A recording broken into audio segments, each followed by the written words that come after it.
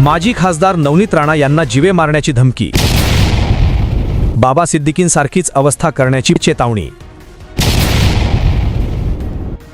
माजी खासदार नवनीत राणा यांना पुन्हा एका अज्ञात व्यक्तीने पोलीस नियंत्रण कक्षाच्या 112 या क्रमांकावर कॉल करून राणा यांना थेट जीवे मारण्याची धमकी दिली आहे।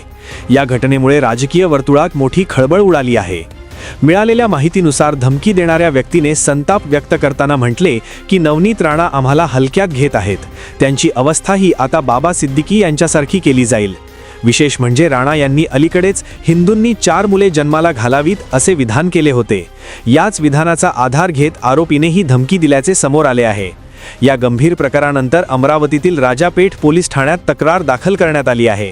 पोलिसांनी या प्रकरणाची दखल घेत अज्ञात व्यक्तीविरुद्ध गुन्हा नोंदवला असून तांत्रिक मदतीने कॉल करणाऱ्याचा शोध सुरू केला आहे।